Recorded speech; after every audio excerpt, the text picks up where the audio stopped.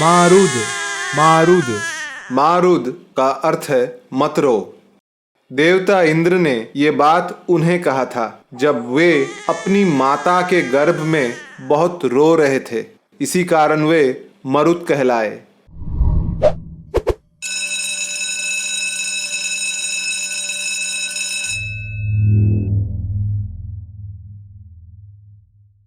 प्राचीन भारतीय शास्त्रों जैसे वेद, रामायण, महाभारत और पुराणों में मरुदगण का उल्लेख मिलता है। ये एक प्रमुख देवगण माने गए हैं।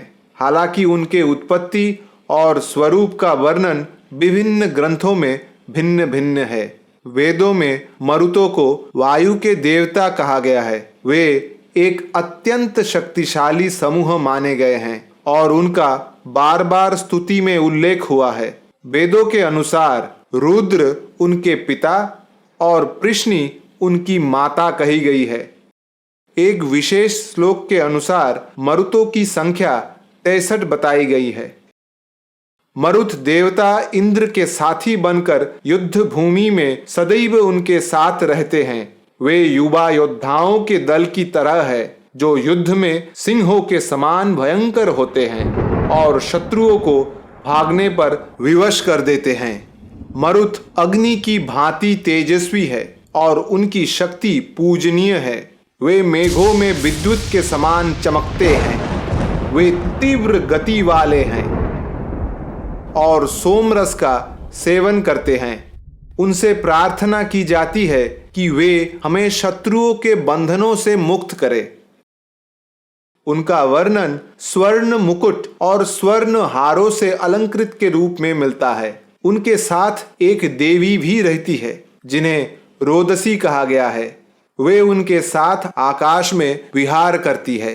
कहीं उन्हें मरुतों की माता और रुद्र की पत्नी कहा गया है तो कहीं वे मरुतों की सामूहिक पत्नी और प्रेसी की रूप है जो विद्युत का प्रतीक है।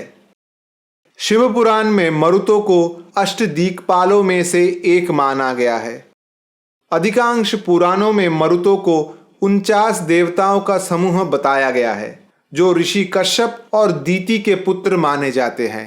कश्यप की पहली पत्नी अदिति से देवताओं का जन्म हुआ, जबकि दूसरी पत्नी दीति से दैत्य उत्पन्न हुए।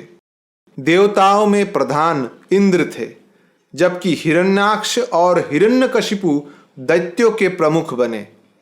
इंद्र के अनुरोध पर भगवान विष्णु ने अवतार लेकर हिरण्याक्ष और हिरण्यकशिपु का वध किया।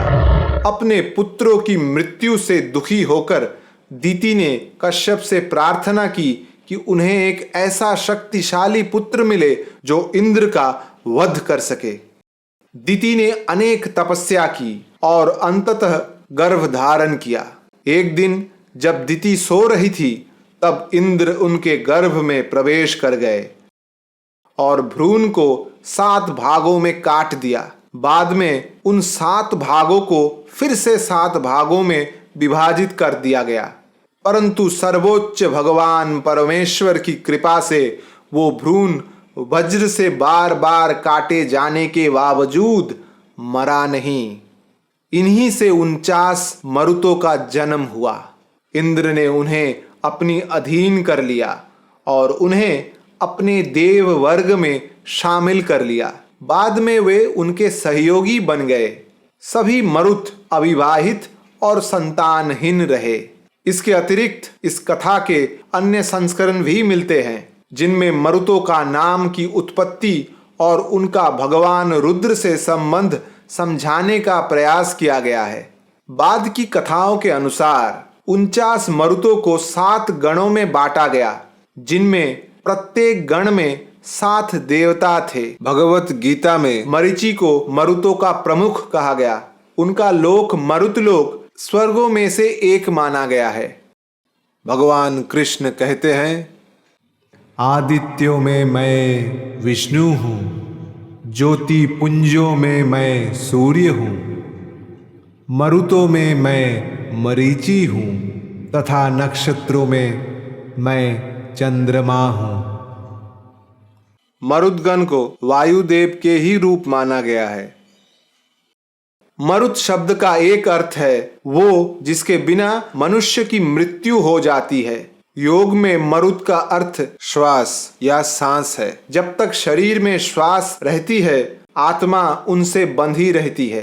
क्रिया योग परंपरा जिसे योगीराज श्यामाचरण लाहिरी महाशय ने स्थापित किया था, उनके अनुसार संस्कृत के 50 अक्षर या वर्णमाला वास्तव में इन 50 मरुतों अथवा वायु स्वरूप है। ये ध्यान देने योग्य है कि प्रत्येक चक्र के विशेष अक्षरों का जप करने से उन उपवायु के द्वारा उत्पन्न प्रतिकूल प्रभावों या नकारात्मक ऊर्जाओं को दूर किया जा सकता है।